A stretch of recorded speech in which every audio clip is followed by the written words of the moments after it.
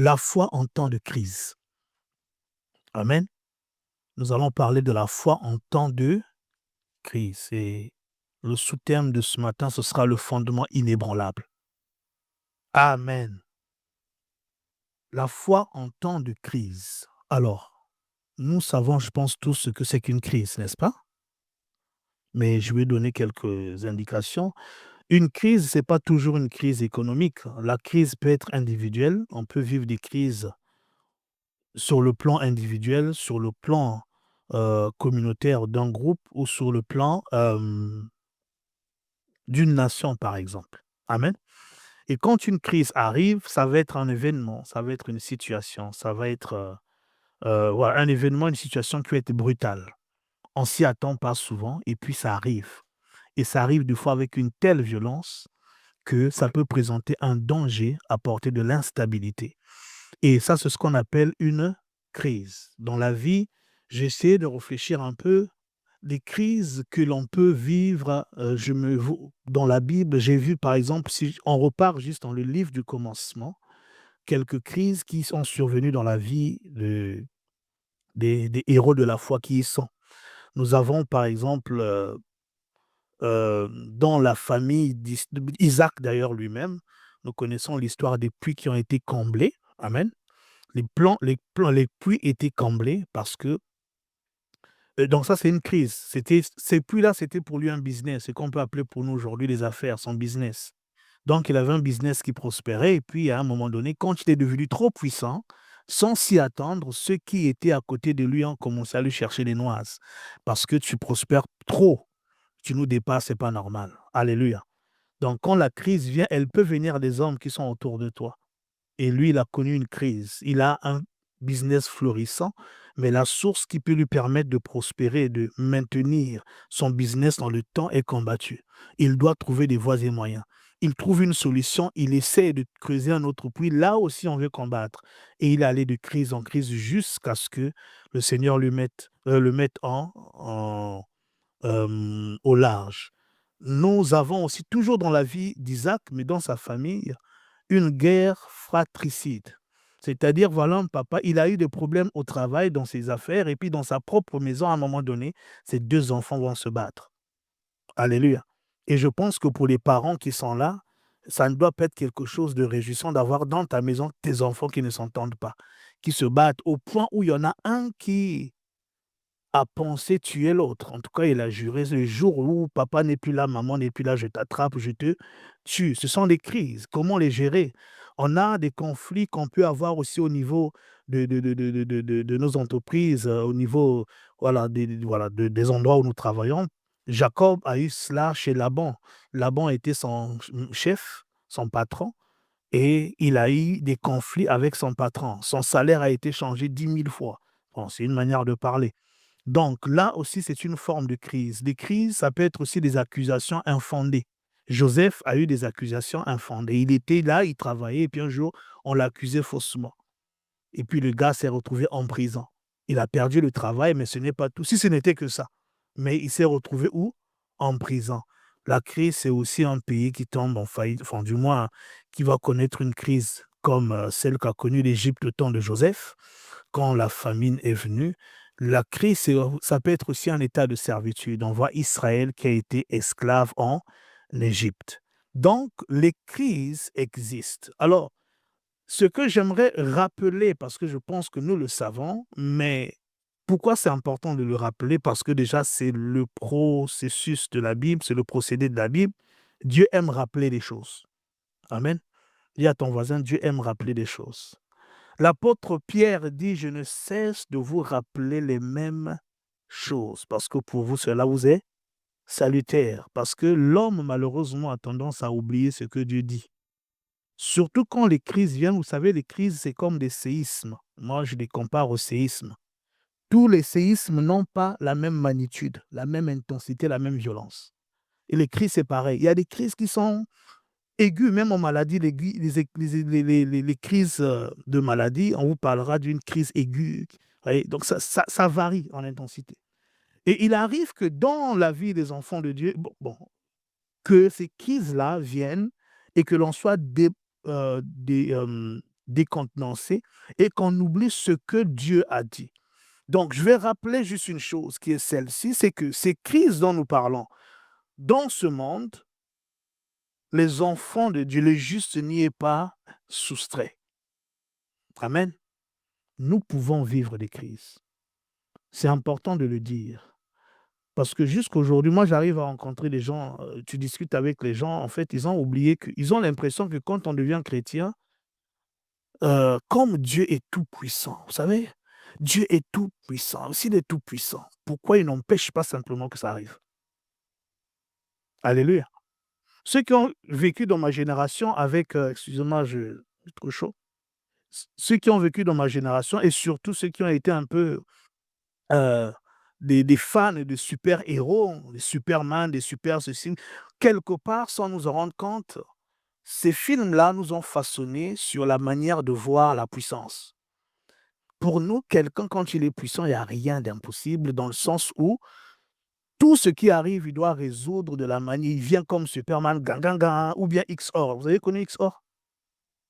Quand il venait, quand il se transforme, oh là là, mais c'est fini, le match est fini. On sait que ça a arrangé. Mais on arrive dans la foi, on voit que des fois, Dieu, il y a un problème, tu cries, tu pries, tu chantes, tu fais tout ce qu'on te demande en temps de crise. Il faut louer, il faut faire ceci, il faut prier. Et puis, tu as l'impression que Dieu est silencieux. Alors, ça pose un grand problème à beaucoup. Si Dieu était Dieu, s'il est puissant. C'est pas que tu doutes que Dieu est puissant ou Dieu existe. Mais quand on te dit prie encore, je ne crois même plus. On te dit Amen.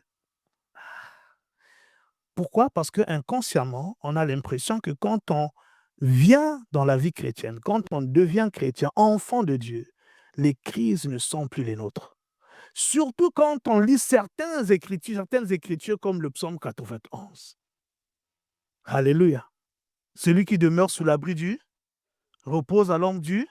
J'ai dit l'Éternel est mon refuge, etc. Que 10 000 tombent à ma gauche, 1000 à ma droite, je ne serai pas atteint. Tout ça. Donc, il est inconcevable qu'il arrive quelque chose. Normalement, moi, je ne devrais pas être atteint. Mais la même Bible est la même qui dit dans le psaume 34, verset 20, pour certains, verset 19, le malheur atteint souvent. Vous entendez? Souvent les justes. Donc, ça, c'est le premier pilier qu'il faut vraiment bâtir en nous, enfin, parmi les piliers de la foi. Si nous voulons avoir des foi fortes, nous devons aussi avoir la bonne conception des choses. Tu ne peux pas avoir une foi forte, solide. Tu ne peux pas être affermi dans la foi, inébranlable, si tu n'as pas une bonne perception des choses, selon Dieu. Alléluia. Dieu dit, mes pensées sont éloignées de vôtres, autant que le ciel est éloigné de la terre. Donc, si je veux être fort, si je veux vraiment être un homme, une femme de foi, qui va figurer peut-être pas dans Hébreux 11, mais dans le livre des témoins de la foi au ciel, quand on arrivera, ce jour-là, quand nous allons recevoir des récompenses, il est bon pour moi de savoir que les crises, je vais en connaître sur la terre. Alléluia. L'apôtre Pierre, dans 1 Pierre 4, verset 12, dit ceci. Nous pouvons lire 1 Pierre 4, verset 12. Il y a beaucoup d'écritures que j'aurais pu lire, mais par souci de temps, on ne lira que certains, notamment celle-ci, des écritures qui viennent nous confirmer que les crises vont arriver dans la vie des enfants de Dieu. 1 Pierre 4, verset 12 dit ceci. Bien-aimés, ne soyez pas surpris comme d'une chose étrange qui vous arrive, de la fournaise qui est au milieu de vous pour vous éprouver. Amen. Ne soyez pas surpris comme d'une chose étrange qui vous arrive, de la fournaise qui est au milieu de vous pour vous éprouver. Merci, vous pouvez vous asseoir. Ça ne doit pas être une surprise. Des fois, nous sommes surpris. Alléluia. Des fois, nous sommes surpris. Ça ne doit pas être une surprise. Et pourquoi nous sommes surpris? Parce qu'effectivement, souvent, quand les crises arrivent, elles n'avertissent pas. Tu es là et puis bon, tu te retrouves en pleine crise. Alléluia. Il dit ne soyez pas surpris Et puis il dit comme d'une chose étrange qui vous arrive. Donc en d'autres termes, ce ne doit pas être étrange. Ce n'est pas étrange que l'on puisse vivre des temps difficiles, même quand on aime Dieu. Alléluia. Seigneur, je sers. Pourquoi? Vous n'est jamais arrivé que toi tu sers, tu attends quelque chose de Dieu, tu sers sérieusement le Seigneur. Et tu vois à côté de toi des gens qui ne servent pas, mais ils sont en train d'avancer. Dieu est en train de les bénir. Et les gens témoignent. Et toi, tu es là, mais Seigneur, moi, depuis là. Et tu as l'impression que Dieu ne t'aime pas ou Dieu t'a oublié. Bon, là aussi, Dieu veut t'enseigner quelque chose. C'est que des fois, quand nous marchons étroitement avec Dieu, nous avons l'impression que nous avons des choses de la part de Dieu parce que nous faisons des choses. C'est par mérite. C'est cette pensée. Comme je le sers, ça ne veut pas dire qu'il ne faut pas servir. C'est pas ce que je dis. Hein. Attention. Mais en réalité, Dieu fait des choses envers nous par miséricorde, pas parce que nous faisons quelque chose de particulier. C'est par miséricorde que Dieu agit. Mais son cœur se réjouit de te voir l'aimer, de te voir tout faire pour lui plaire, de te voir le servir, de te voir te consacrer. Tout cela, son cœur se réjouit. Mais ce n'est pas parce que tu ne réjouis pas son cœur que Dieu ne peut rien faire pour toi. Sinon, aucun d'entre nous n'aurait été sauvé. Amen. La Bible dit que Dieu a prouvé son amour envers nous de ce que lorsque nous étions encore pécheurs. Donc nous étions encore pécheurs, mais lui nous aimait déjà. Et nous étions encore pécheurs, il a prouvé son amour pour nous. Il n'a pas dit Pavel, j'ai de l'amour en réserve pour toi, mais j'attends que tu m'aimes pour que je t'aime en retour. J'attends que tu me craignes pour que moi aussi je te fasse du bien. Non, j'étais encore pécheur, il a donné celui qu'il avait le plus important, la personne la plus importante dans le cœur de Dieu, son Fils unique Jésus-Christ. Alléluia. Donc Dieu agit par miséricorde. Mais ça lui plaît, voilà, quand nous essayons aussi de répondre à cet amour-là par des actes, par beaucoup d'autres choses. Mais c'est par miséricorde. Donc nous devons avoir cette conscience-là. Enfant de Dieu, oui. Serviteur fidèle, oui. Mais cela ne me préserve pas de vivre des temps de crise. Ce qui différencie un chrétien, un croyant d'un non-croyant, ce n'est pas le fait, c'est pas l'absence ou la présence des crises, c'est comment tu y réponds. Oui. Dieu fait la différence entre nous et les non-croyants. Entre, comme il dit, je mettrai la différence entre ceux qui me servent et ceux qui ne me servent pas par l'absence de crise. Tout le monde qui est sur la terre vivra des crises, mais la manière dont nous gérons les crises. Et c'est ça qui est important. Alors la question qu'il faut se poser, c'est comment réagir en pareille circonstance quand une crise arrive. Comment je réagis? Comment je fais quand les crises surviennent? Quand ce sur quoi je m'appuie, tout de suite là, est ébranlé. Psaume 11, allons rapidement dans le psaume 11, verset 3. Ce qui est bien avec la Bible, c'est que la même Bible dit, il n'y a rien de nouveau sous le soleil. Ce qui est, c'est ce qui a été. Ça veut dire que les choses que nous pouvons vivre aujourd'hui, d'autres avant nous les ont vécues et ont pu triompher de ces choses. Donc, nous voulons savoir comment triompher des crises. Nous devons repartir à ce que les autres ont vécu avant nous. Psaume 11, verset 3 dit ceci. Quand les fondements sont renversés, le juste, que ferait-il? Amen. Quand les fondements sont renversés, le juste, que ferait-il? Donc, ici, le texte confirme encore qu'il arrivera au juste d'être confronté à l'effondrement des fondations. Pas d'une fondation, des fondations. Une fondation ou un fondement, c'est quoi? C'est quelque chose sur lequel tu t'appuies pour ta vie. Tu peux t'appuyer sur tes parents pour tes études. Tu peux t'appuyer sur ton mari ou ta femme pour telle ou telle raison. Tu peux t'appuyer pour tes enfants. Tu peux t'appuyer sur ton argent, ton salaire, ton emploi, tes amitiés, tes relations. Tout ce sur quoi tu t'appuies. Il y a des fondements dans la vie. Et nous avons besoin de fondements. Alléluia. Mais le texte ici nous enseigne que quels que soient les fondements que tu peux avoir, sur lesquels tu peux t'appuyer dans cette vie, elles ne sont pas inébranlables. Les amitiés peuvent craquer. Le mariage peut craquer. Le travail, tu peux le perdre. Soit parce qu'on t'a viré, soit parce que l'entreprise a fait faillite. Ta richesse, tu peux la perdre. Alléluia. Ta maison que tu as achetée et dont tu es fier, tu peux aussi la perdre. La santé, tu peux la perdre. Alléluia. Donc, les fondements, tout ce sur quoi tu t'appuies pour avancer, tu peux, les armes humaines, les armées humaines, si tu es un roi, tu peux tout perdre. Mais quand ça arrivera, la question qu'on pose et qu'on nous pose ce matin, c'est le juste. Que fera-t-il? Que feras-tu quand cela arrivera? On n'est pas prophète de malheur à CIB. Amen. Mais c'est, l'apôtre Paul a dit, je vous ai prêché tout le conseil de Dieu. Donc le conseil de Dieu, il y a de bonnes choses, mais il y a aussi des choses compliquées qui arrivent, qui ne viennent pas de Dieu, mais simplement parce que nous sommes sur une terre qui n'est pas inébranlable. Alléluia. Alors, que faire quand les fondements sont ébranlés? Que faire quand les fondements sont renversés? D'autres versions parlent de détruit. Les fondements sont détruits. D'autres versions parlent de rompre. C'est comme quelque chose qui rend. Que faire? Ésaïe 28, verset 18. Ésaïe chapitre 28, verset 18.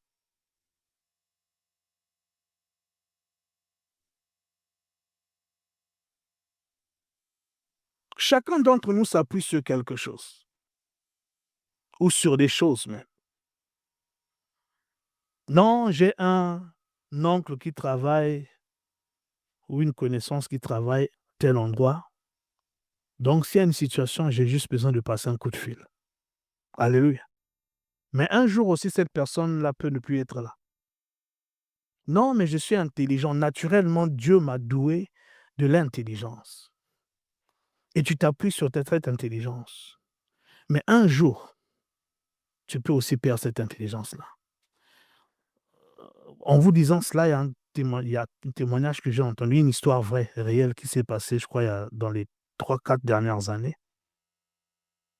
C'était 2 frères qui venaient d'un certain pays, d'une certaine tribu dans le pays, et ils étaient très intelligents, extrêmement intelligents, des ingénieurs en informatique. Et ils avaient trouvé, il y avait un monsieur qui a ouvert sa boîte, un chrétien, et puis il les a embauchés. Et c'était, l'entreprise reposait vraiment sur eux. Ils étaient extrêmement intelligents. Et que s'est-il passé?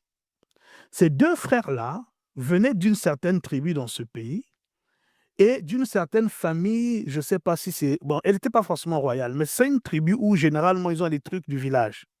Donc, par génération, il y a quelqu'un qui hérite de quelque chose. Et puis quand tu hérites de quelque chose, ben après, bon, des fois tu peux prospérer, mais du coup, toute la famille dépend de toi. Et cette personne étant en Europe, en France, on lui a dit, bon, ton père est mort, en fait, c'est toi qui es l'héritier de ça. Un jeune, il a dit non. Moi, je ne veux pas de ça. Je ne veux pas rentrer. Moi, je suis bien ici. Je ne veux pas de vos histoires, tout, tout, tout, tout. On l'a forcé, forcé, forcé. Il a dit non, non, non, non, non. Et puis, à un moment donné, on ne sait pas comment, ce jeune intelligent est devenu fou.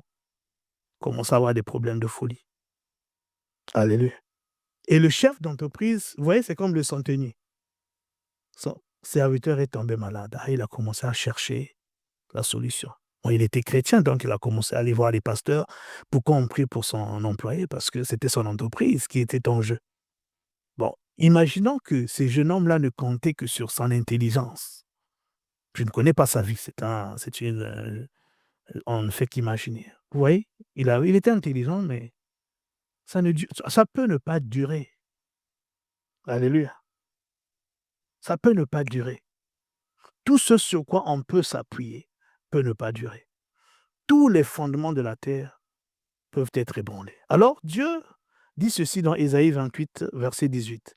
C'est pourquoi ainsi parle le Seigneur. C'est pourquoi ainsi parle le Seigneur, l'Éternel. Voici, j'ai mis pour fondement en Sion une pierre éprouvée, une pierre angulaire de prix, solidement posée. Celui qui la prendra pour appui n'aura point hâte de fuir. Vous entendez? Donc, Dieu dit, tous les fondements de la terre peuvent être ébranlés. Oui, peut-être selon les versions, la version que j'ai prise, c'est le verset 18. Tous les fondements de la terre, Dieu sait qu'ils ne sont pas fiables. Mais Dieu a pensé à son peuple, à ceux qui appartiennent à Sion. Et il dit, à Sion, j'ai mis un fondement. Donc, il y a les fondements de cette vie, mais il y a un fondement que Dieu donne. Alléluia. Dieu a donné un fondement. Dieu a prévu un fondement pour ceux qui sont de Sion. Et ceux qui sont de Sion, c'est nous. C'est nous qui avons reçu Christ comme Seigneur et Sauveur. C'est nous qui avons été lavés par le sang de l'agneau. C'est nous qui avons été réconciliés avec Dieu. Je ne vais pas citer le passage de Hébreux 12 qui en parle. Nous nous sommes approchés de la montagne de Sion, de la cité du Dieu vivant, la Jérusalem céleste. Nous sommes citoyens de Sion. Alléluia. Et à Sion, pour ceux qui sont à Sion, Dieu dit, j'ai posé un fondement. Ce fondement-là a été éprouvé. Ce fondement-là a été solidement posé. Et celui qui prendra appui sur ce fondement n'aura point hâte de fuir. Alléluia. C'est ce que Dieu dit. Et ces fondements, c'est quoi? Ce n'est pas une, même si on parle de pierre, mais ce n'est pas une pierre terrestre. C'est une personne. Et cette personne, c'est Jésus-Christ. Alléluia. Cette personne, c'est le Seigneur Jésus-Christ. Dans 1 Corinthiens chapitre 3, versets 10 à 11, écoutons ce que la Bible dit. 1 Corinthiens 3, versets 10 à 11. 1 Corinthiens 3, versets 10 à 11. La Bible dit ce qui suit. 1 Corinthiens chapitre 3, versets 10 à 11. En Sion, Dieu n'a pas posé des fondements. Le texte d'Ésaïe que nous avons lu dit un fondement. Et quel est ce fondement? 1 Corinthiens 3, 10 à 11 dit ceci. Selon la grâce de Dieu qui m'a été donnée, j'ai posé le fondement comme un sage architecte et un autre bâtit dessus. Mais que chacun prenne garde à la manière dont il bâtit dessus. Car personne ne peut poser un autre fondement que celui qui a été posé, savoir Jésus-Christ. Alléluia. Donc, le fondement que Dieu a mis à Sion, pour ceux qui sont citoyens de Sion, habitants de Sion, qui appartiennent à Sion, c'est une personne, c'est Jésus le Christ. Donc, bien-aimés, lorsque les crises surviennent, si nous voulons tenir et ne pas être emportés par la crise, un peu comme ceux qui furent emportés par le déluge, si nous voulons ne pas être emportés, nous devons apprendre à nous appuyer, à bâtir sur le fondement unique que Dieu nous a donné pour nos vies, Jésus-Christ. Alléluia. Alors, je le dis ça, tu peux être là comme moi, dire oui, mais Seigneur, moi j'ai déjà foi en toi, comme on a chanté, je me confie en Jésus. Ce n'est pas toujours vrai en réalité. Il y a ce que nos bouches disent, il y a la vérité de nos cœurs. J'aime dire ceci, il y a une différence entre être sincère et être vrai. Alléluia. Il y a une différence entre être sincère et être vrai. Jésus nous l'a enseigné avec Pierre. Pierre vient voir le Seigneur, il dit, je serai avec toi, et j'irai avec toi et en prison, et en prison et à la mort. Je ne veux pas t'abandonner, je ne veux pas te renier. Jésus dit quoi? En vérité, je te le dis. Est-ce que Pierre n'était pas sincère quand il disait au Seigneur que je vais te suivre dans la prison? N'était-il pas sincère? Ne nous arrive pas de dire, Seigneur, je ne t'abandonnerai jamais, je t'aime trop, mon Dieu, pour ce que tu as fait à la croix. Oh Seigneur, non, toi et moi, ton pied, mon pied, jusqu'à la gare. Mais quand les situations arrivent, même prier seulement à la maison, là, tu n'as même plus envie. Tu es fatigué, tu es en colère contre Dieu. Vous êtes jamais arrivé ça? Alors là, Dieu te demande, est-ce que réellement tu m'aimes? Tu m'aimes pas. Il fut un temps, c'était avant mon ordination. je crois 2 semaines avant, moi je croyais que j'aimais Dieu. Ah, je croyais vraiment: «Ah Seigneur, je t'aime». Enfin oui, j'aime Dieu, mais je croyais que je l'aimais beaucoup. Je croyais que je l'aimais trop. Et puis un jour, j'étais en train de prier, 2 semaines avant mon ordination. Et pendant que je prie, j'entends le Saint-Esprit me dire: «Tu n'aimes pas le Seigneur, le Seigneur Jésus n'est pas aussi précieux que tu le penses pour toi». Et puis il me dit: «Tu n'aimes pas ma présence comme tu penses». Et vous savez, quand le Seigneur vous parle, il ne vous explique pas des longues phrases. Une phrase, toi-même tu as compris, parce qu'en même temps avec la phrase, des fois, des images de ta vie viennent en même temps. Donc en même temps, j'ai vu les images de ma vie. Ce jour-là, j'ai été humilié. J'ai dit: «Ah Seigneur». Moi, je croyais vraiment que je t'appréciais à un haut point. Non. Tu es sincère, oui, quand tu le dis, c'est ta sincérité. Mais la vérité de ton cœur, tu ne la connais pas. La Bible dit que le cœur est tortueux par-dessus tout. Qui peut le connaître? Dans le qui, là, il y a aussi toi-même. Alléluia. Il y a aussi toi-même. Tu peux dire à Dieu: «Non, Seigneur, je te serai fidèle jusqu'au bout». Non. C'est pour ça qu'on chante: «Garde-moi, ô Seigneur fidèle, garde-moi». Parce que si toi tu le fais pas, on n'a pas encore tout vécu dans la vie. Alléluia. On n'a pas encore tout vécu dans la vie. C'est présomptueux de dire: «Seigneur, moi je suis solide, inébranlable. Moi, oh». Non, non, non, on n'a pas encore vécu des choses. Des choses qui peuvent tellement te secouer et puis tu te retrouves presque à abandonner la foi. Je connais un pasteur, bon, je vais pas dire la vie sous dans le ministère, qui, a perdu son fils. Son enfant, il était tout petit, c'était le seul enfant qu'il avait. Avant de se convertir, c'était un gars qui aimait la boire, les nganda, il aimait boire, tout ça. Quand ce coup-là est arrivé, il a tellement été affecté qu'il a arrêté le ministère. Ça s'est pas fait du jour au lendemain, mais pas longtemps non plus. Il a arrêté le ministère, il a repris avec la vie des nganda. Alléluia. Toi, tu peux le voir et puis te dire: «Oh non, comment il peut faire ça?» parce que tu n'es pas à sa place. Alléluia. D'autres ont supporté. Il y a d'autres qui ont je connais une dame qui a perdu jusqu'à 5 enfants, mais elle est restée. Mais c'est pas tout le monde. Ça peut arriver que tu vives un coup tel que tu dis: «Seigneur, c'est bon». C'est pour cela qu'on ne peut pas tous se dire on ne peut pas dire, hein, si on veut être honnête: «Non, moi je tiendrai quoi qu'il arrive, je tiendrai». C'est pour ça que ce matin, le Seigneur vient encore nous rappeler, ce sont des choses que nous savons, que nous apprenions à bâtir sur le Seigneur. Je peux croire que je bâtis sur lui. Je peux croire que je suis en train de me fonder sur lui. Ce n'est pas vrai, forcément. Quand je préparais ce message, du moins j'étais en train de réfléchir sur ce message ce matin, heu, j'ai eu un dilemme quand je suis arrivé au psaume 11:3 que nous avons lu et toutes ces choses que je dis que les crises peuvent arriver dans la vie des enfants de Dieu. J'ai eu un dilemme, lequel? Celui du psaume 91. J'ai dit au Seigneur: «Mais en fait, c'est un peu contradictoire quand même, hein, parce que si tu dis que le malheur atteint souvent le juste, mais dans le psaume 91, tu dis bien: "Tu ne seras pas atteint". Donc, c'est quoi l'affaire?» Et pendant que je réfléchissais, et la lumière est rentrée dans mon esprit. Dans le premier texte, la Bible dit: «Le juste, que fera le juste quand les fondements sont ébranlés?» D'accord? Que fera le juste? On parle du juste, donc de toi et de moi. OK. Dans le psaume 91, on ne parle pas de juste, on dit seulement celui qui repose sous l'abri du Très-Haut, demeure sous l'abri du Très-Haut, repose à l'ombre. Est-ce qu'on a dit que c'est le juste? Ça veut dire qu'il est possible que tu sois juste, mais que tu ne demeures pas. Je ne parle pas de demeurer en Christ. En Christ, nous sommes, mais dans la réalité de ta foi. Il est possible que tu es chrétien, mais tu as du mal à te confier dans le Seigneur, à demeurer sous l'abri du Très-Haut. C'est pourquoi il est possible pour le juste de voir le malheur lui arriver souvent. Alléluia.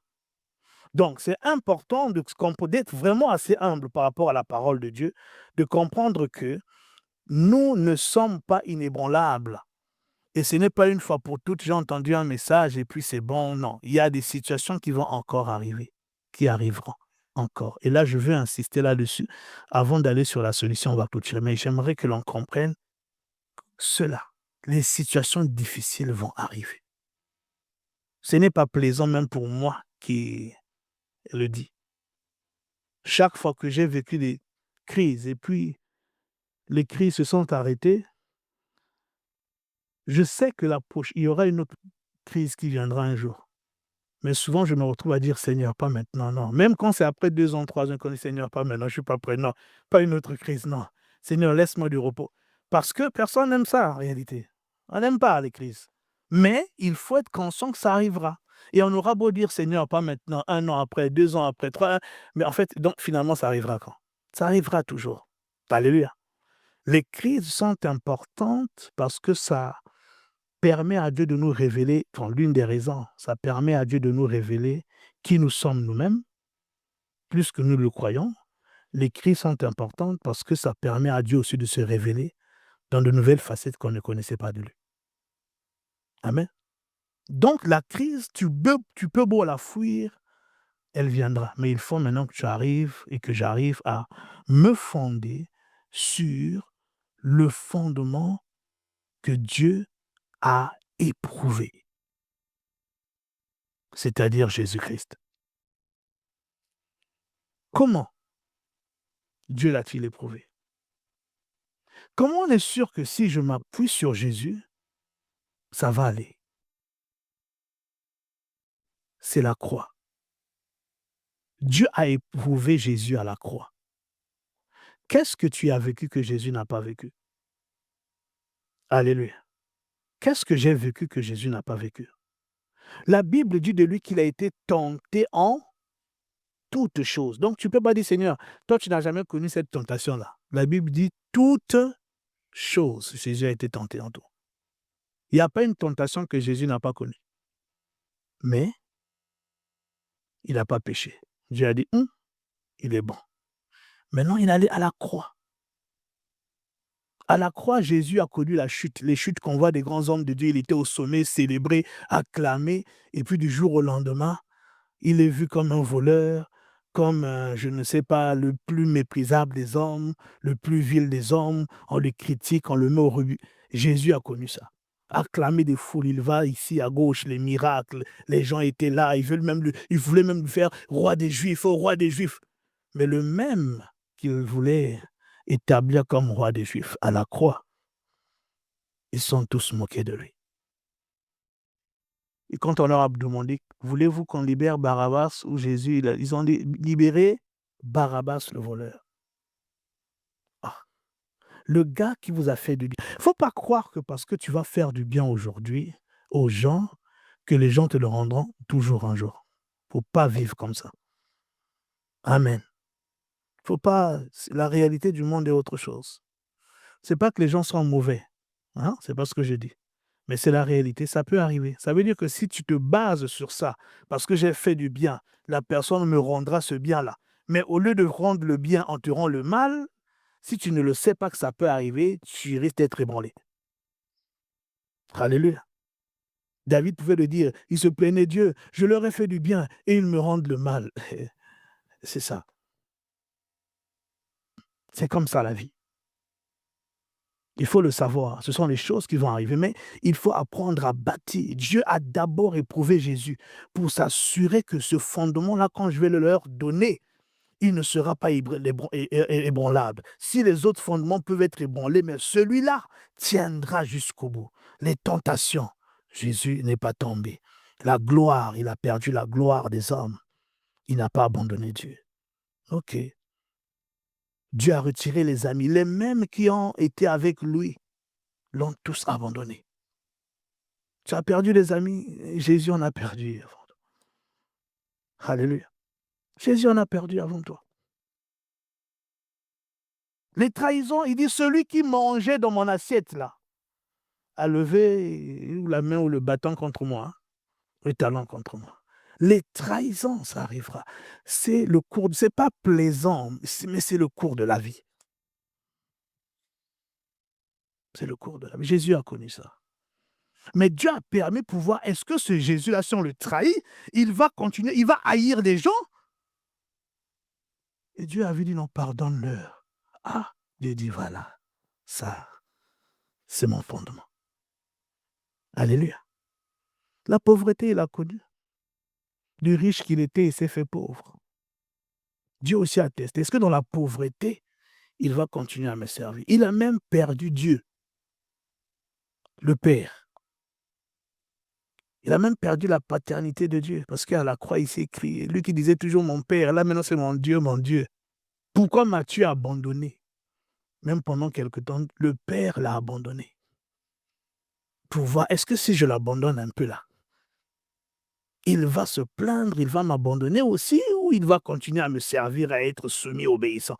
La Bible dit, il a été obéissant même jusqu'à la mort de la croix. Donc même quand Dieu l'a abandonné, il n'a pas dit, comme toi tu m'as abandonné, œil pour œil, dent pour dent, moi aussi je t'abandonne. Il dit, même si tu m'abandonnes, moi je continue à te servir.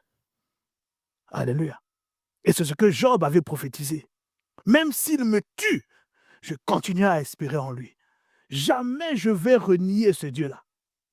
Dieu a testé Christ. Et puis moi j'ai dit un jour, mais Dieu, il y a des choses que Dieu, Christ ne peut pas avoir connues. Il n'avait pas été marié, il n'a pas connu l'infidélité. Tu vas me dire qu'il peut comprendre quelqu'un qui a subi l'infidélité. Vous voyez, ce genre de choses-là.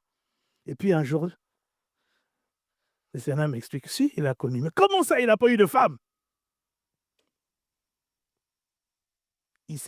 Il a été fait péché pour nous, afin que nous devenions en lui justice de Dieu.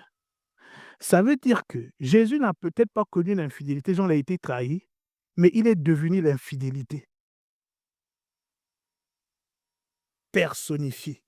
C'est comme si l'infidélité que les gens subissent là, lui, il est devenu ça.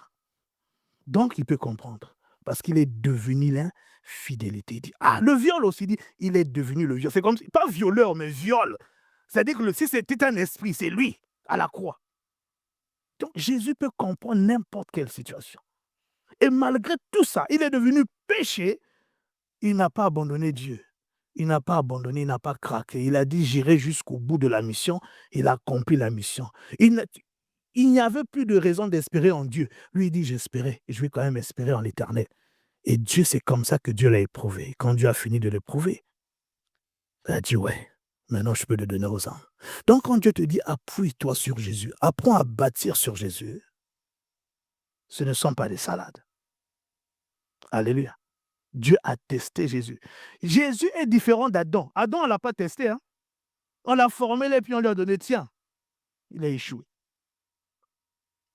Mais quand Jésus est venu, puis il est né grand directement. Quand Jésus vient, comme second homme, Dieu dit non, toi tu dois naître comme un enfant, bébé d'abord.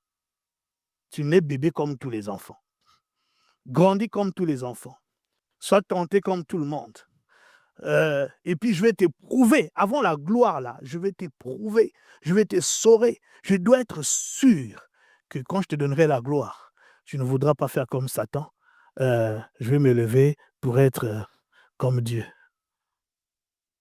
Et quand Dieu l'a éprouvé, qu'il a trouvé que c'était bon, Dieu l'a ressuscité. Dieu lui a donné la gloire. Vous savez que même dans la gloire, Jésus est toujours soumis au Père. Regardez le critère pour entrer au ciel. Il dit, tous ceux qui disent Seigneur, Seigneur n'entreront pas au ciel, ou dans le royaume des cieux, mais seulement ceux qui font la volonté de mon Père, pas ma volonté.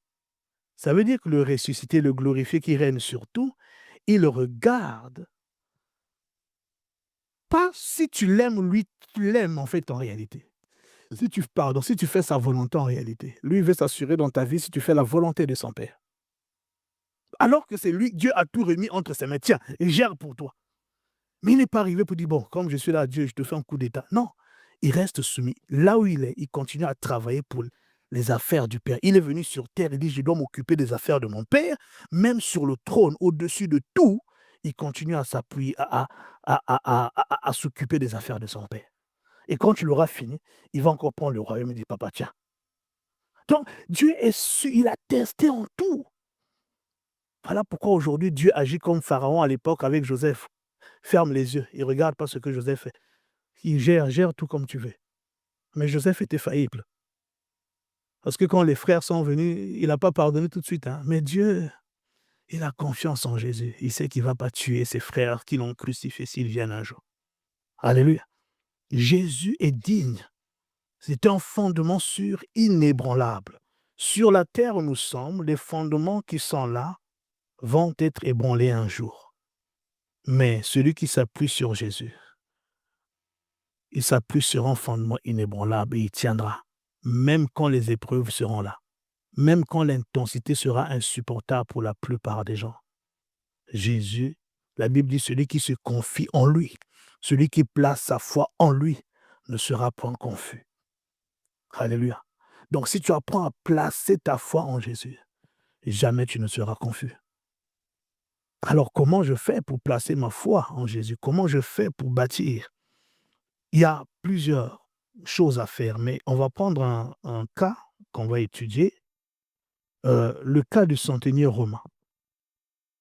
On va étudier le cas du centenier romain. Romains 1 Matthieu chapitre 8, versets 5 à 10. Matthieu chapitre 8, versets 5 à 10. Matthieu chapitre 8, versets 5 à 10. Donc ça, c'est un cas pratique qui peut arriver à n'importe qui. Et vous allez voir comment lui, il a fait pour s'appuyer sur Jésus. Matthieu chapitre 8, 5 à 10 dit ceci. Comme Jésus entrait dans Capernaüm, un centenier l'aborda, le priant et disant, « Seigneur, mon serviteur est couché à la maison, atteint de paralysie et souffrant beaucoup. » Jésus lui dit, « J'irai et je le guérirai. » Le centenier répondit, « Seigneur, je ne suis pas digne que tu entres sous mon toit, mais dis seulement un mot, et mon serviteur sera guéri. Car moi qui suis soumis à des serviteurs, j'ai des soldats sous mes ordres, et je dis à l'un, va, et il va, à l'autre, viens, et il vient, et à mon serviteur, fais cela, et il le fait. » Après l'avoir entendu, Jésus fut dans l'étonnement. Il dit à ceux qui le suivent, « Je vous le dis en vérité, même en Israël, je n'ai pas trouvé une aussi grande foi. » Amen. Donc, le centenier aussi, lui, va vivre une crise. Il a un serviteur, je crois que c'est Luc qui dit, qui précise que c'était un serviteur qu'il aimait. Donc, c'était quelqu'un cher à son cœur. Un serviteur, pas un membre de la famille, mais il était attaché à ce serviteur. Et puis, qu'est-ce qui arrive? On ne sait pas trop comment. La paralysie. Alors, il y avait plusieurs fondements dans la vie de cet homme sur lesquels il aurait pu s'appuyer. Mais je vais en citer deux. Premier fondement, c'était un homme riche. Il n'était pas pauvre, le centenier. Amen. La richesse est un fondement. Beaucoup de gens s'appuient sur leur richesse. Mais la situation qui est arrivée a montré que la richesse ne pouvait pas résoudre le problème. Alors, je ne sais pas de ce que je sais, je peux me tromper, de l'avancement de la médecine au jour d'aujourd'hui. Je ne sais pas, est-ce que la médecine guérit la paralysie? Je pense que non. Vraiment que je me trompe, même aujourd'hui. Mais imaginez maintenant à l'époque où la médecine n'était pas aussi développée. Donc, quand un problème comme ça arrive, le gars sait que ma richesse ne peut rien faire. Si je m'appuie sur ma richesse, je n'aurai jamais de solution. Alléluia. Donc, la science est une bonne chose. La richesse et la science sont une bonne chose, mais ne sont pas un fondement infaillible. Parce que ni la richesse, sa richesse n'a pas pu, même la science n'a pas pu. Et ça me rappelle même l'histoire de la femme à la perte de sang, c'est pareil. On dit que c'était une femme riche. Elle allait de médecin en médecin, en médecin, en médecin. La science n'a pas pu guérir son problème. Au point qu'elle est devenue pauvre. C'est-à-dire qu'elle a tout perdu à essayer de se faire soigner de tout ça là, de guérir. Tout l'argent qu'elle avait. Plus rien. Donc, de riche qu'elle était, elle est devenue pauvre. Alléluia. La richesse n'a pu rien faire. La science n'a pu rien faire. Suis-je en train de dire qu'il ne faut pas aller à l'hôpital? Ce n'est pas ce que je dis. Mais il arrivera des situations, il peut arriver des situations où la médecine ne peut rien faire.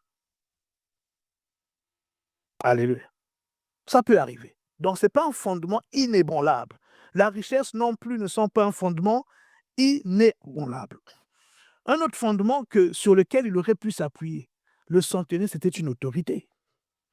Il dit, j'ai des soldats, quand je donne un ordre, ils obéissent. Quand je donne un ordre à mon serviteur, il obéit. Mais maintenant, donne un ordre à la paralysie. Autorité limitée.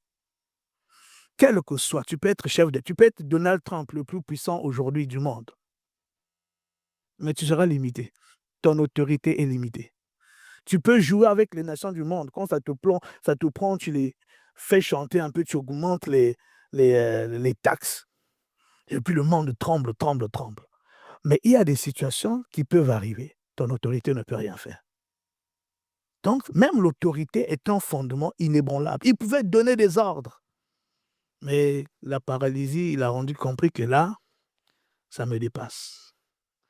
Et c'est là où la foi est entrée en jeu. Le gars n'avait jamais vu Jésus, vous le savez. Quand vous lisez la version, l'évangile de Luc, on précise c'est comme la femme à la taille de sang, ayant entendu parler de Jésus. Il avait juste entendu parler de Jésus. Il dit quoi? Un tel homme existe. Ok. Et puis il a envoyé des Juifs. Allez négocier pour moi là-bas. Qu'ils viennent, parce que mes fondements sur lesquels je me suis appuyé là, le poids de la crise est trop. Ils ne peuvent pas supporter. Et Jésus est revenu. Donc c'est ça qu'il faut apprendre à faire. Il avait des relations, les Juifs, c'était des relations. Tout ce que les Juifs peuvent faire, bon, on va aller négocier pour toi auprès de Jésus. Mais même ces relations ne pouvaient rien faire. Alléluia. Ils ne pouvaient rien faire. Pourtant, parmi eux, je crois qu'il y avait des pharisiens, il y avait des sacrificateurs, des gens du temple. Il avait construit le temple, il lui était redevable. Mais même leur sacerdoce, à eux, ne pouvaient pas. Alléluia. C'est pour ça qu'on dit souvent, les hommes de Dieu sont importants, mais il peut arriver qu'il y a une situation, on est limité nous aussi. Alors tu dois apprendre à t'appuyer toi-même sur Jésus. Le pasteur dit souvent, tu ne peux pas vivre avec foi du pasteur. Alléluia. Tu ne peux pas. Il faut que j'apprenne à vivre avec ma propre foi, à bâtir ma propre foi. Cet homme-là n'a pas vécu avec la foi des sacrificateurs. Lui a seulement entendu parler sa propre foi. Il est sorti. Il dit, moi je vais croire en cet homme-là. Et ce qui est merveilleux, c'est que quand on analyse la situation, un peu le raisonnement de cet homme, on voit qu'il y a deux choses importantes qu'il a appliquées qui ont permis à Jésus de guérir ou de résoudre sa crise. C'est sa manière de raisonner. Il dit à Jésus à peu près 6 choses. Je vais un peu résumer comment il s'est appuyé en pratique sur Jésus. Comme je vous ai dit, si vous lisez Luc 7, 3, mais vous notez, on ne va pas le lire, il a entendu parler de Jésus. Mais j'ai réfléchi, qu'est-ce qu'il a bien pu entendre dire de Jésus? Ce n'est pas clair. Mais je crois que son raisonnement nous donne un indice de ce qu'il a pu entendre dire de Jésus. Le monsieur n'était pas là. Il envoyait des gens parce qu'il ne se sentait pas digne que Jésus vienne de chez lui et que lui soit dans la présence de Jésus. Les gens vont chercher Jésus et puis ils emmènent Jésus. En chemin, quand il entend que Jésus est en train de venir, il dit non, ne viens pas. Je ne suis pas digne, mais dis un mot. Pourquoi? Parce que moi aussi, je suis une autorité. Quand je parle, on obéit. Ça veut dire qu'il a au moins entendu que c'est Jésus-là, quand il fait des miracles, il parle. Il fait que parler. Il n'a pas besoin de te toucher. Vous voyez? Il a entendu que ce gars-là fait des choses en parlant. Dès qu'il dit quelque chose, il y a la guérison. Il dit quelque chose, le démon est parti. Il fait que parler. C'est pour ça qu'il dit, donc parle seulement. Mais il a la foi que ça va marcher. Pourquoi? Parce que quand il apprend que Jésus ne fait que parler et puis les choses se passent, il dit, ah, mais ça, c'est l'autorité qui fonctionne comme ça. C'est le mystère de l'autorité. C'est dans ce mystère seulement qu'on fait des choses en parlant. Tu parles et puis il y a un ordre. Donc, si le gars parle et les choses se passent, moi-même, je suis une autorité. Quand je parle et qu'il y a des choses qui se passent, c'est parce que j'ai des serviteurs qui vont exécuter ce que je dis. Donc, s'il parle et que les choses arrivent, il doit avoir des serviteurs. Il ne les a pas vus, hein, mais il croit que c'est comme ça. Mais il avait raison. Parce que quand Jésus a été tenté par Satan dans Matthieu 4, à la fin, on dit quand il a résisté, les anges vinrent le Servir. Dieu a envoyé des anges maintenant, ce que j'appelle les anges de ministère. Ils ont commencé à le servir. Et puis lui-même, il dit quelque part, désormais, vous montrez les anges, vous verrez les anges monter et descendre. Pas descendre et monter. Monter, ça veut dire qu'ils sont là. Ils vont monter et descendre. Ils vont aller chercher et descendre. Mais sur moi. Donc, je marche, je suis une échelle, une piste d'atterrissage des anges, une porte entre le ciel et la terre. Les anges m'accompagnent. Alléluia.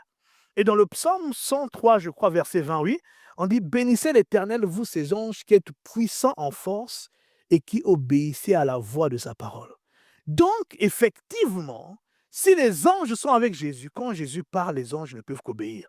Donc, le gars a compris ça sans avoir vu les anges qui étaient avec Jésus. C'est là où Jésus dit « Ta foi est grande. » Mon gars, tu réfléchis. Donc, il dit à Jésus « Tu vois, je n'ai pas besoin de l'imposition des mains. Oh, tu viens, tu dois lui imposer les mains. Je n'ai pas besoin de toucher même le pont de ta robe. Non, non, non, non. Dis seulement un mot.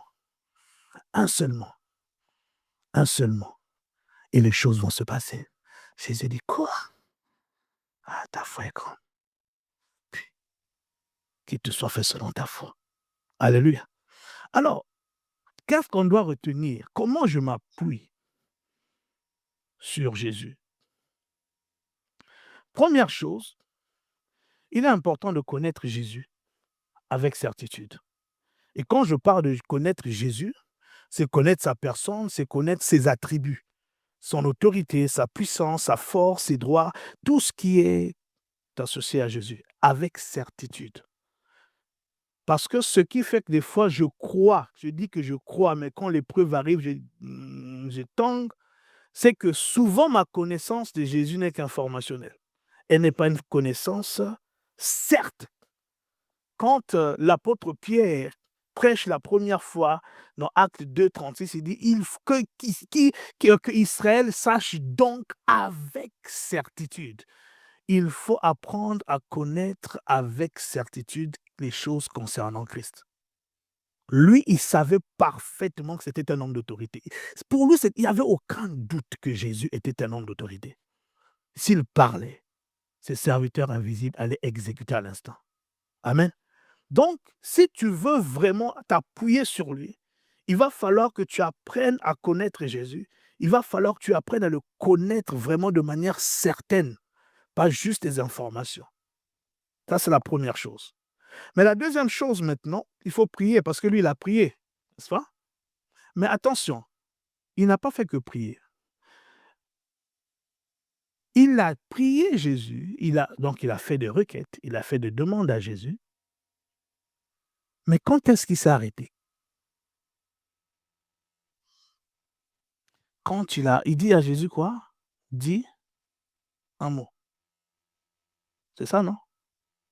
Ça veut dire que tant que Jésus n'avait pas dit de mots, il n'allait pas être satisfait. Ça veut dire que la prière ne doit pas être faite en supposant qu'il a entendu. Il faut prier de manière à recevoir une parole du Seigneur. Parce qu'une chose est sûre, si Dieu parle, les anges l'exécutent. Alléluia. Et quand vous regardez toutes les guérisons, les délivrances de Jésus, il parlait. Donc les gens n'étaient pas guéris juste parce qu'ils avaient prié. Ils ont fait des requêtes jusqu'à ce que Jésus libère une parole. Pour certains, ça a été du tic au tac, il demande et il fait. Pour d'autres, comme la femme cananéenne, là, c'était une négociation sur négociation. Il fait ça, mais la parole déjà d'abord, il y a un silence. Elle ne se satisfait pas du silence. Or, des fois, nous nous satisfaisons du silence. J'ai prié, Dieu n'a rien dit, mais je m'arrête. Bon, je suppose que Dieu a entendu. Non, non, non, non, non. Tu n'auras pas de foi comme ça. Tu peux dire non, tu peux citer la Bible dit. Mais quand tu vas voir 2 mois après, toujours pas là, tu vas commencer à douter. Oui, ce qui te donnera d'eux, c'est la parole. Tous ceux qui ont eu la foi. Là, Abraham, notre père dans la foi, la Bible dit, il a entendu. Alléluia. Parce qu'il a entendu, il a dit, oh Dieu. Lui, il n'a peut-être pas cru que les anges vont faire, mais il savait que Dieu est puissant. Si Dieu a dit, il est capable de le faire. Mais Dieu a dit. Il a entendu. Et cette femme syrophénicienne est venue, elle prie, elle demande à Jésus silence. Elle ne s'est pas dit, bon, Je suppose que comme il est bon, il va faire non, non. Il a dit, maître, moi je continue. J'ai besoin que tu parles. La parole qui sort de Jésus, la première, n'est pas favorable. Elle ne se dit pas non. Il ne veut pas de moi. Ah, c'est que pour les Juifs, j'ai arrêté. Non. Ok, mais les miettes, quand même, les Juifs ne mangent pas les miettes qui tombent par terre. Donne-moi seulement les miettes. Ah! Jésus ne s'est pas contenté de dire ta foi est grande. Une fois qu'il a fini d'admirer sa foi, et puis il a dit va, qu'il te soit fait selon ta foi. À l'instant même, l'enfant était guéri. Donc, ça veut dire que s'appuyer sur Jésus, c'est quand tu connais Christ et que tu pries, tu dois apprendre à prier jusqu'à ce que tu entendes une réponse du Seigneur, une parole du Seigneur. Ça peut être rapide, ça peut mettre du temps, mais ne t'arrête pas tant que tu n'as pas entendu Dieu te dire quelque chose. Parce que si tu restes juste dans les suppositions, la Bible, bon, je n'ai pas de Bible papier, c'est, vous savez, même Jésus, quand il est venu, tout ce qui concerne Jésus était écrit. Vrai ou faux? C'était dans la Bible. Mais il fallait que ça devienne réalité. Amen. Jésus a marché accomplissant les Écritures, les unes après les autres. Donc, il ne faut pas juste dire parce que c'est dans les Écritures. Non. Que ce qui est dans les Écritures, Seigneur, devienne pour moi une réalité. Et ça, tu le feras souvent quand tu vas prier jusqu'à ce que tu entendes une parole du Seigneur. Ça, c'est s'il y a une chose à retenir, c'est celle-là. Ah, parce que je sais que la plupart du temps, on ne fonctionne pas comme ça. La plupart du temps, on suppose que Dieu a entendu. Pourquoi? Parce que, par exemple, je prends ce verset-là, qui est vrai, que si nous prions selon sa volonté, nous savons qu'il nous écoute. Et si nous savons qu'il nous écoute, nous savons que nous possédons la chose qu'il nous a. Mais la question, c'est qui te dit que tu pries selon la volonté de Dieu? Parce que selon la volonté de Dieu, ce n'est pas forcément selon ce qui est écrit. Je vous donne un exemple simple. Il est écrit, allez faire de toutes les nations des disciples, n'est-ce pas? Donc si je prie, Seigneur, moi je vais aller évangéliser là-bas, béni, est-ce que ce n'est pas sa volonté? Ah, ça dépend. Parce qu'un jour, Paul a voulu faire ça, je vais aller en Asie, évangéliser. Ce n'est pas la parole de Dieu. L'Esprit dit stop. 2 fois. La volonté de Dieu, dans ce contexte-là, c'est la volonté parfaite, pas permissive ou générale.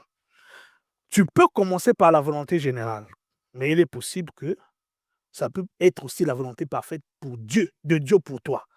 Mais la volonté, il priait selon sa volonté, c'est exactement ce que l'Esprit fait.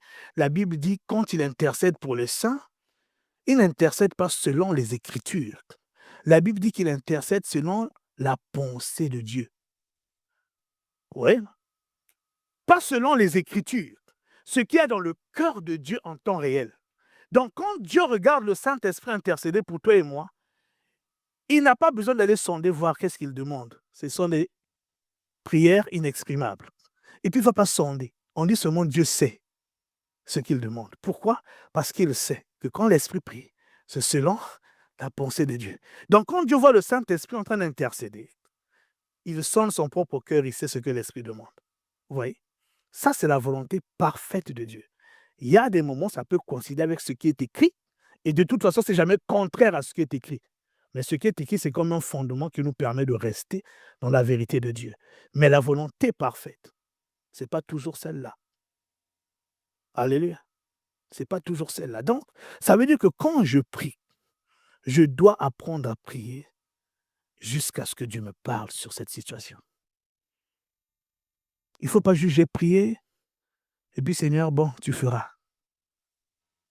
Et ce que je dis, je pense qu'on le vit tout le temps. Combien de fois avons-nous supposé que Dieu a entendu? Ça fait des années qu'on attend la même situation. Alléluia. Non, il faut prier jusqu'à ce que Dieu te donne une parole. Ça peut être un verset qu'il te donne. Je ne dis pas forcément que c'est « Ah non, demain… » Non, ça peut être un verset. Mais ce qui est sûr, c'est que le Saint-Esprit l'a vivifié en toi. Quand tu as prié, prié, prié, prié, tu as entendu une parole. Et cette parole-là te permettra de tenir.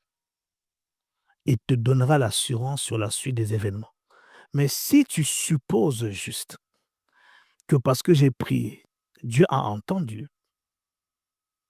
Pour certaines fois, oui, mais d'autres fois, non. Je ne dis pas aussi que quand tu pries, Dieu te donnera toujours une parole. Souvent, il ne te donnera pas de parole, mais il y a toujours une parole qui sort de Dieu. Tu peux ne pas l'entendre, mais ce qui est sûr, c'est que si ce n'est pas une parole qu'il te donne, il fera ce que tu demandes. Et c'est là où tu sauras qu'il a entendu. Hein. Daniel a prié, la parole est sortie, mais Daniel ne l'a pas entendue. Mais il a continué à prier. Et au bout du 21e jour, l'ange vient. C'est l'ange qui lui dit non, quand tu avais, avant même que tu ne commences, la parole était déjà sortie. C'est lui qui n'avait pas entendu. Donc, quand nous prions, Dieu parle toujours. Il faut qu'il parle. Beaucoup, il va nous faire entendre une parole. D'autres fois, on va constater que Dieu a résolu le problème pour lequel nous sommes en train de prier. Mais cela nécessite de la persévérance. Je prie une fois, je n'ai rien entendu et puis je croise les bras. Non, il faut continuer à prier. Et quand je continue à prier, j'essaie d'écouter Dieu. Même quand je marche, écouter Dieu, ce n'est pas forcément quand tu pries. Quand tu as fini de prier, et puis, bon, peut-être tu dois aller au travail ou je ne sais pas faire autre chose. Mais que tes oreilles soient attentives. Dieu peut te parler d'une manière ou d'une autre. Alléluia. Et quand tu recevras cette parole, tu verras que même ton attitude à toi, on n'aura pas besoin de t'exhorter plus. Quand tu as entendu Dieu, tu as entendu Dieu. Pour ceux qui ont entendu Dieu, quand Dieu te parle, tu sais que Dieu m'a parlé. Il n'y a pas de doute. Quand Dieu t'a vraiment parlé. C'est pour ça, des fois, je vois, ah, mais comment Dieu parle? Non, Dieu sait que, par exemple, tu es un bébé spirituel. Donc, il va pas compliquer les choses. Quand Dieu veut s'assurer que tu as entendu, c'est juste la disponibilité de ton cœur. C'est juste le fait que tu restes focus, Seigneur, moi, je dois t'entendre. Et puis tu attends. Si vraiment tu veux entendre Dieu, je ne dis pas que ce sera facile. Je ne dis pas que ça sera vite. Ça dépend des situations, ça dépend. Mais une chose est sûre. Si tu veux entendre Dieu, tu finiras par l'entendre. Si tu persévères. Et quand tu l'entendras, tu verras que ton cas sera différent. Alléluia. Mais il faut prier jusqu'à ce que nous entendions Dieu. On va se lever, j'ai terminé mon message.